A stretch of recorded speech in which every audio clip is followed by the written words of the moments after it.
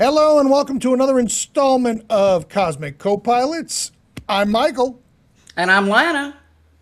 Hey, and we're back to talk about the new moon in Leo slash solar eclipse. So, Lana, I'm going to kick it over to you. Why don't you get this party started? Tell me what you found, and then we'll compare and Okay. contrast with what I found. Well, I'm going to show you something real quick here. Okay.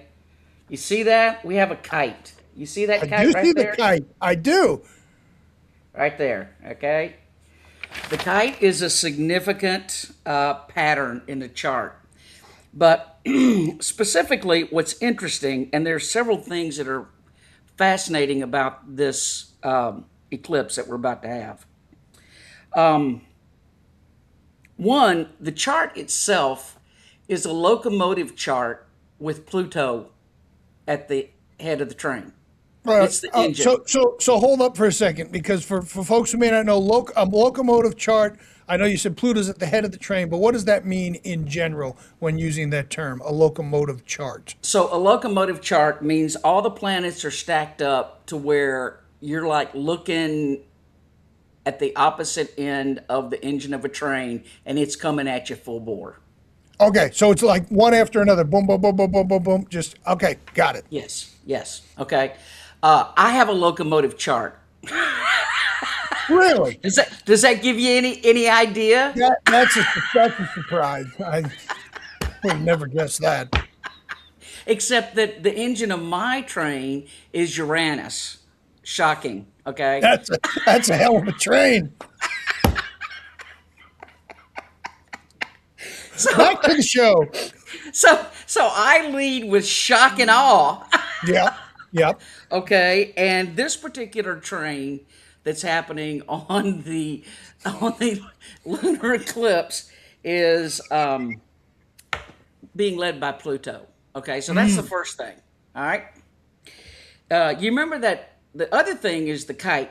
Okay, and the Yep. kite is it's pulling together the significant points that make that kite that shape like that. Okay, Sure. and the very point of the kite, okay, is the direction that everything's leading in. So you remember when we talked about Bubba's bucket a few weeks ago? Yes, basket, Okay. basket. Come on, get the terminology right. It's Bubba's Okay. basket, not It's Bubba's bucket. Bubba. He's got a bucket. All right. Okay. Oh, He yeah, doesn't you're have right. a He probably doesn't have basket. he's not carrying no basket. Carrying You a remember bucket. when I talked about it was almost like we were being pulled back to be catapulted? Yep. Okay. This is the same energy. Okay. This kite is like forming that pullback effect to spring to the very tip of the kite. All right. So now I'm going to tell you that at not at the very base point, but one of the significant points. We got two significant signatures going. We've got a grand trine in Right. air, okay, and then we've got this kite. All right. So the grand trine in air, we have Venus, which has moved into Libra to now marry up with Pluto in Aquarius and Uranus in Gemini. So that has to do with the value systems. Venus is your value systems. I know most people associate with beauty, femininity, blah, blah, blah. In reality, it's our value systems. It's what do we hold near and dear to our heart? What's important to us in terms of the way we live our lives? What do we want to surround ourselves with? Okay, on a day-to-day basis. And it's in Libra, and we've had the Uranian energy in Gemini take us off into unknown charted territory. Right. Okay, New stuff, turning over the rocks. Let's see what's out there. right. And then we've got Pluto, which has been like the phoenix, which is like, okay, let's tear down what's not working in air, okay, because it's in Aquarius, and let's rebuild for the benefit of the collective, all right, because Aquarius rules the masses, Sure. the uniqueness, individuality. And now you've got Libra coming into play, okay, and Libra is, I'm going to say this, an evolved Libran likes to resolve things where there's no conflict. Sure. An Yeah. Sure. unevolved, an unevolved Libran likes to be passive aggressive and will avoid conflict at any expense. Okay, but then the minute that you think you've got an agreement with him, they walk behind you and they say just the opposite thing. Now that's an unevolved Libran. Okay, and I bring that up because I don't believe in good or bad, and I do believe that there's always a dark shadow expression and a light expression that takes place. Okay, so when you're looking at this energy, I don't want you to think it's all roses and bubble baths and candles. Okay, there is the potential with now our individual value systems coming into play with this disruptive energy that we've had of people either having a passive aggressive attitude about it disrupting their day-to-day harmony, okay, their balance. The Libran is the balance. Or there is the light side of it, which is says, okay, let's actually push this forward and come into it in a new way. All right. So it could go either way. It could go either way. I anticipate that it would go either way. Let me jump in there with something on Libra that I've recognized through my work in astrology and just with clients and the collective in general. A lot of times people will think Libra energy is, oh yes, the perfect balance. But remember, if you've ever stepped on one of those scales that you've got to slide the little doohickey on, the thing is going boing, boing, boing, boing, until it finds its equilibrium. So sometimes if someone has a lot of Libra placements, you might think, oh, well, they're going to be super balanced. I've actually seen the opposite of my clients, where they may be striving for that balance, but they can have a lot of things out of whack until they get there. And that's their lesson to learn, if you want to look at it from a consciousness perspective. Would you concur with that? I certainly don't want to put words in your mouth, not that you would ever allow me to, but, just for the sake of clarity. Yes, I concur with that completely, because I think that's what gives that the evolved approach versus a devolved approach. Yeah, and that's what got me thinking of that, as you were saying, because I've never heard it phrased that way, an evolved versus unevolved. And I guess that could apply to any sign, really. It does. Is the sign evolved or not? So, and I don't primarily focus on signs in my work, but that holds up, and it could probably be applied to planets. But anyways, I digress. I'm stealing your time. That's okay. I think that sometimes Librans get, certain planets will get hit extra hard because, like Scorpios, they tend to want to paint Scorpios in a corner. Yeah. Okay. When in fact, an evolved Scorpio is probably one of the most in-depth persons that you'll ever meet. Yeah, depth is all about Scorpio for sure. Yeah. So I want to paint a balanced picture. I'm just saying that with this transit, you've got this trine energy that could help move it forward. Okay. But there are people who are going to want to preserve the status quo. Okay. And they're going to probably work against this. And I bring that up because at the tip of the kite, Yep. all right, is Mars in Cancer conjunct Ceres, Ceres, which is an asteroid in Cancer. Now, I'm just going to tell you that's some badass mama jama energy. Okay.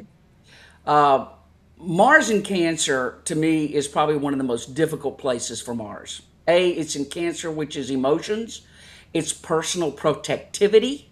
Okay. It's defensiveness in a shadow type deal. In a non-shadow type, I mean, think about it. Cancer rules the crab. So they're going to be emotional, but they're going to be very protective about how they express those emotions. And they might, come at you kind of like a crab. Yeah. Okay. So, that's not a fun place for Mars to be. Yeah. All right. It's not its natural place to be. With it being conjunct Ceres, and Ceres is something that I really have a lot of affinity with Ceres. I've done a lot of study because it represents the maternal energy, which is also in keeping with Cancer because it's the moon, feminine, okay? but it is the maternal energy of not just what you would think of in terms of nourishment, food, caring for. It's also the maternal energy that allows growth for the child, okay? But it's also the one that cuts the umbilical cord. So sometimes growth is some difficult lessons, Oh, sure. okay? And oftentimes I've seen Sarah's manifest in that way.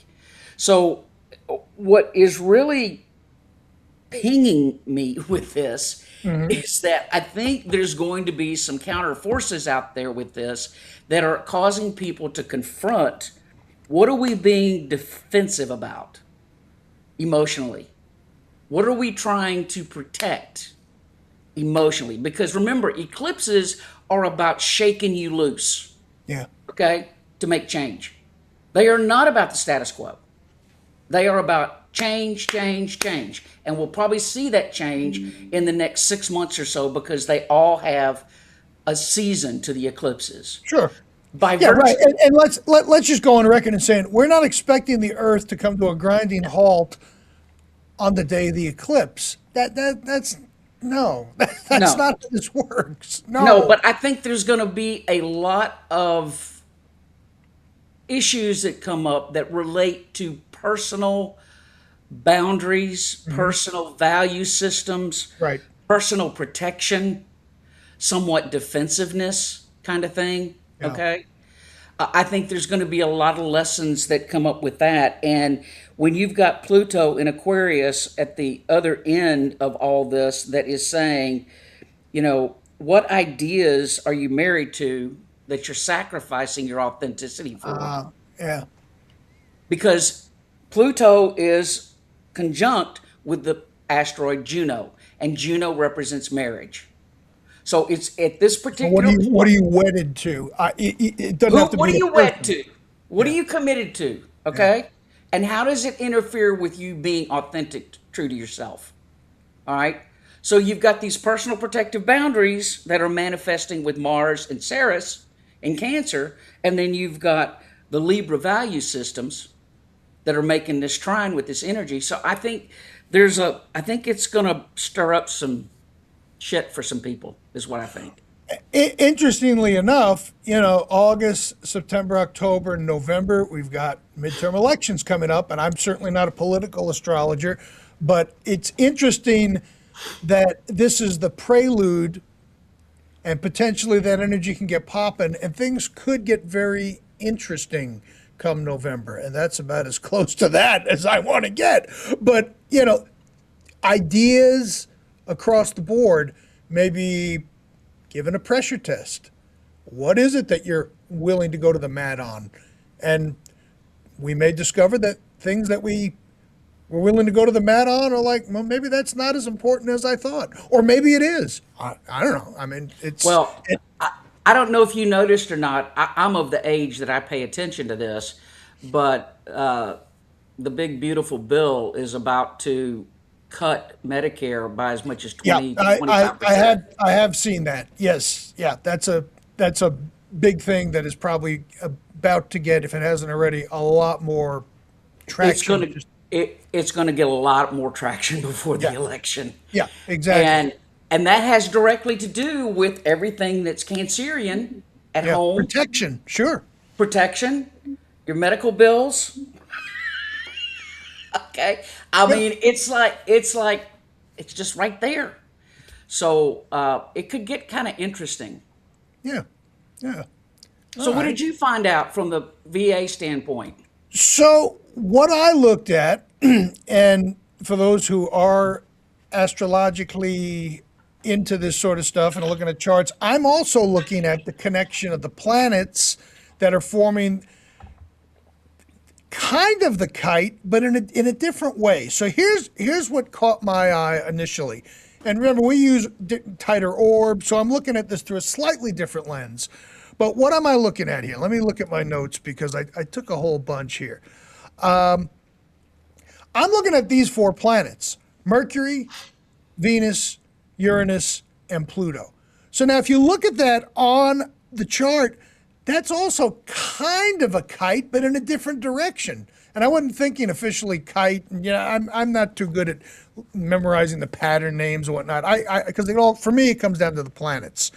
So So can I interrupt you for one quick please, second? yeah, So Mercury, and I forgot to say this, Mercury is directionally opposed Pluto yep, in Leo.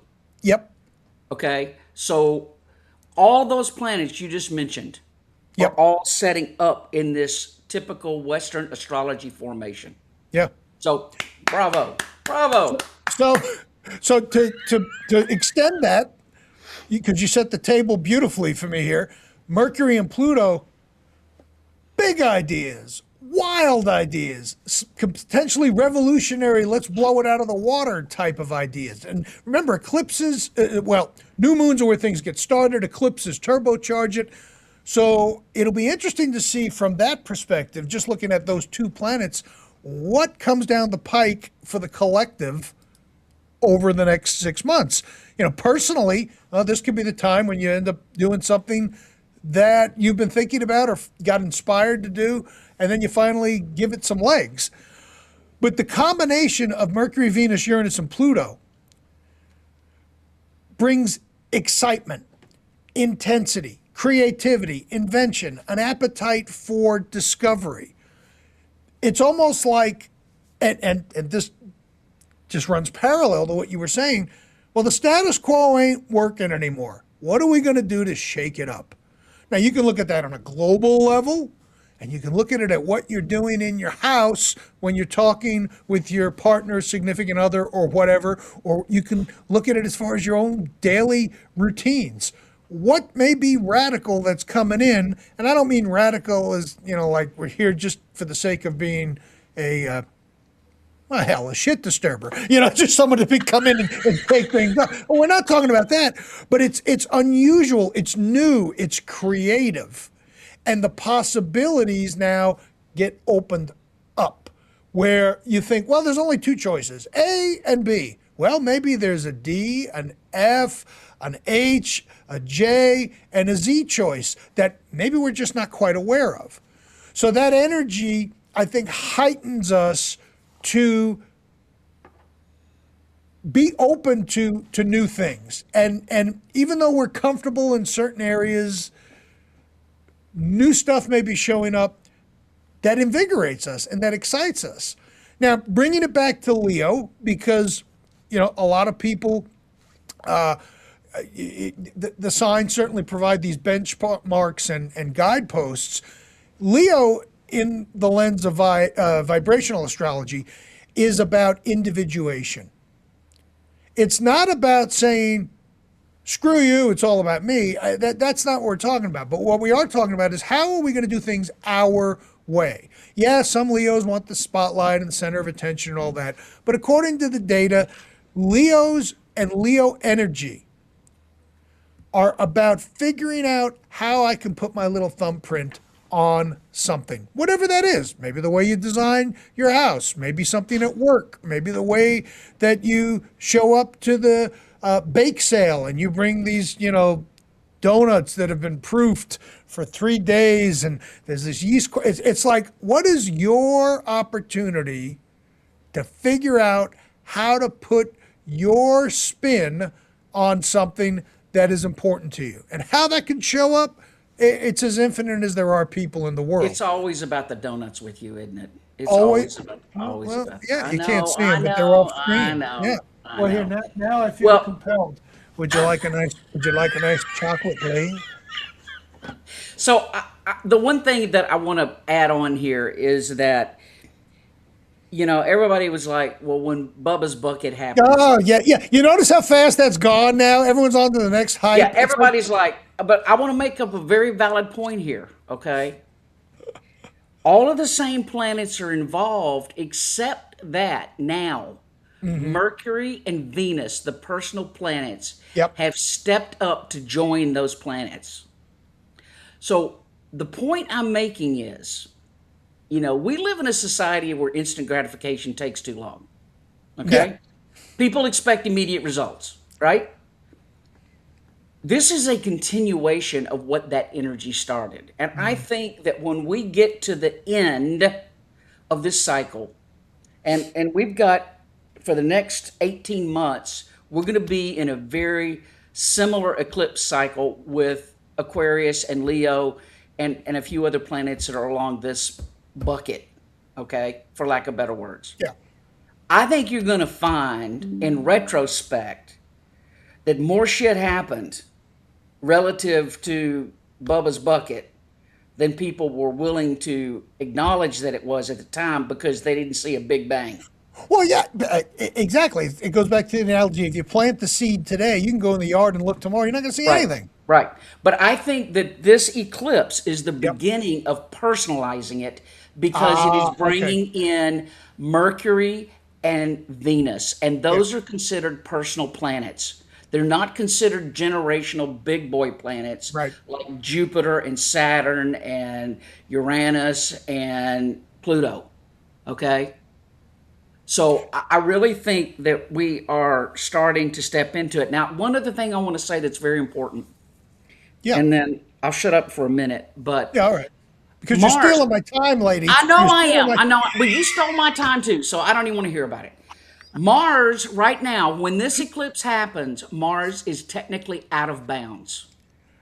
And Oh, see, I didn't. I don't normally look at out of bounds stuff, but I know that that's a core part of your work. So tell us ooh, about out of bounds. so you know I'm all about the out of bounds stuff. So Well, you, it you, you yeah. are out of bounds.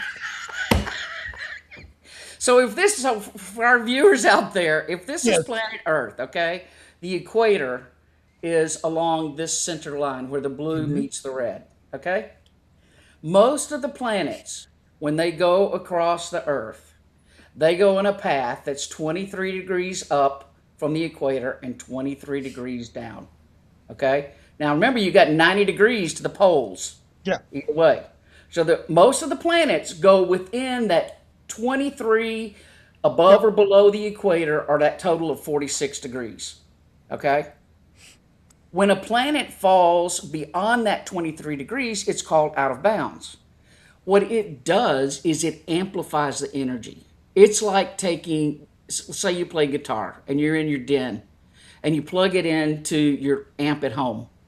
It's like taking that and plugging it into a Billie Eilish concert amp. Oh wow! Or you're taking me back. This is way before my time, but like to the Grateful Dead, the wall of sound where they'd lug all those speakers. Yeah. Yeah. That is what out of bounds does. Is it Okay. amplify, and it's going to be out of bounds in Mars. So that's a lot of energy, at least from the VA perspective, where it's just like, I mean, energy from the it's all energy, but action. Let's do something. Let's Let's do make something something. happen. Let's not wait around. Now's the time to have the rubber meet the road and put the action behind it. I wouldn't be at all surprised to see, and I'm probably stepping out there too far, but I wouldn't be at all surprised to see a bunch of protests over Medicare.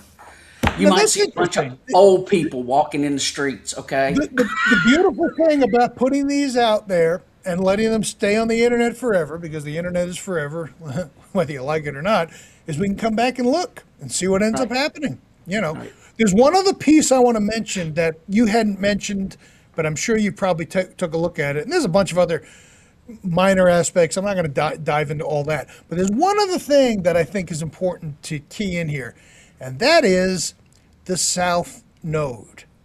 Now, we use the nodes in vibrational astrology. They're not a focal point, but when they're important, they're important. And that's basically how I approach all of this. And the thing to be aware of is you've got sun and moon conjunct sitting at 20 degrees of Leo. That's when your new moon starts. Well, at 29 degrees of Leo is the South Node. So different systems of astrology assign different meanings to the nodes.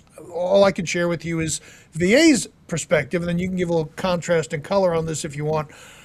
And the way VA looks at the nodes is it's sort of like it's your history, it's where you got the ball rolling, it's the source, and you got to use that to get you to the North Node, which is your destination in life. So here's an analogy, because I love me a good analogy.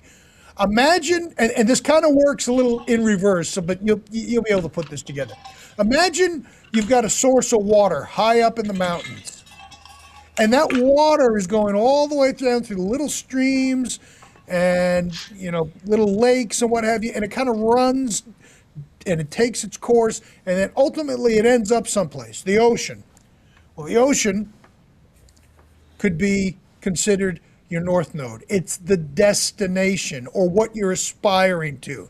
So even though it's from running high to low, think of the mountain source point as the south node, bringing us to the north node, which is on the opposite side. Well, that's Aquarius.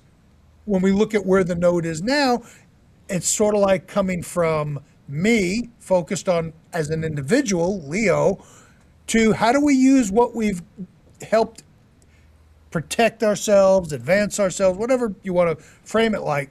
And then how do we work with that to make it bigger and hit the collective? Because the nodes are always going to be 180 degrees apart. That's just the geometry of it. And the north node is currently sitting, well, will be sitting in Aquarius at 29 degrees. So there's another layer there. I don't think it radically shifts the interpretation, but my understanding of the nodes, and I can see this in my own life, and there's probably a forthcoming article on this, whereas it's not like you got to escape your past. It's not like you're running away from where you got started, but how do you use that now? And in my example, it's like, my path started with studying psychology, and that's right around the same time as when I discovered astrology, and then I did therapeutic work for a while. And then I got into the assessment side of things, and the whole time I'm performing as a mentalist and doing all this stuff. I still do all those things to this day, and it's all from the source of that Leo individuation of setting myself apart from the rest of the pack. And then now I'm using all of those skills and tools and taking them to the masses with there you go. So For the collective. for the collective, it's not about me on stage anymore, although that's fun Right. sometimes, but it's how do I use those skills Right. and experiences and things that I've had an opportunity to run into that started with the South Node to then take that journey. Other systems talk about karma and all that, and that's cool. No shade there. But in VA, it's like, here's the things that made you who you are. Now what are you going to do with them? Well, and that message is the same in Western astrology, okay, in terms of how we look at the nodes. But it's also the nodes are also amplifying the energy going from Mercury and Leo to opposing it, Pluto and Aquarius. So there's a double hit. Yeah. There's a double hit.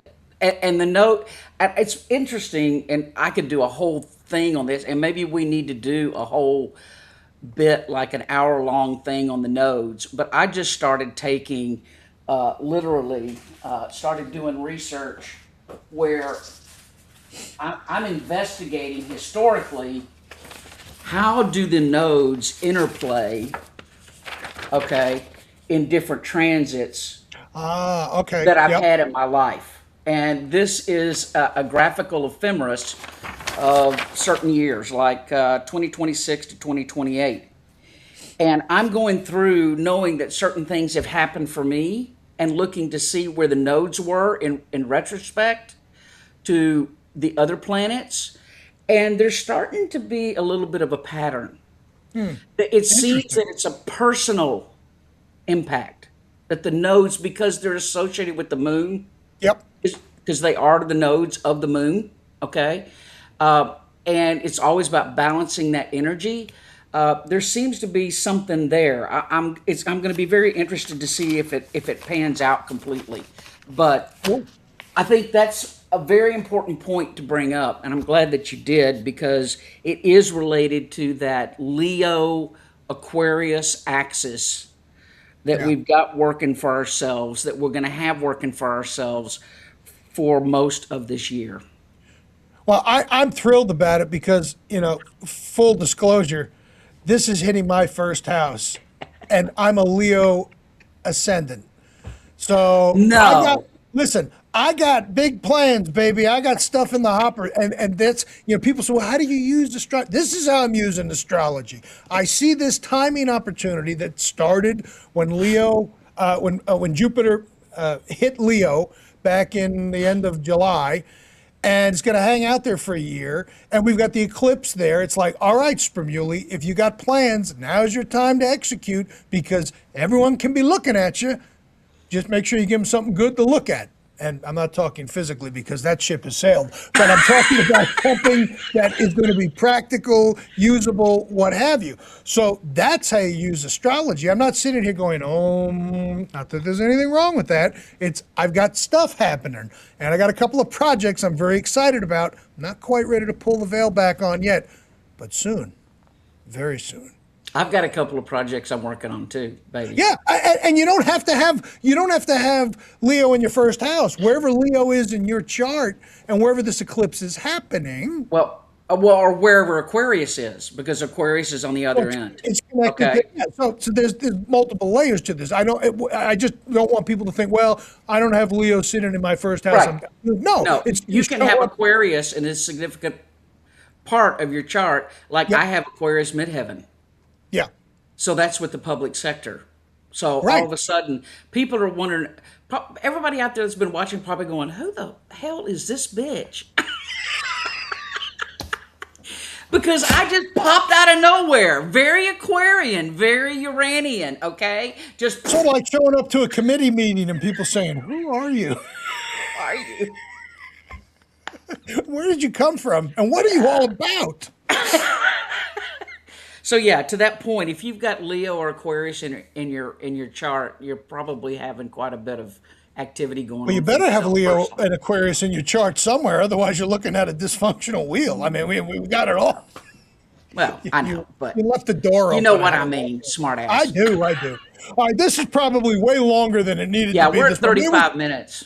All right, then let's end this here. How do people find you if they're curious about how this is all showing up for them and in their own? Oh, look at that. There's a kitty. Hey, kitty.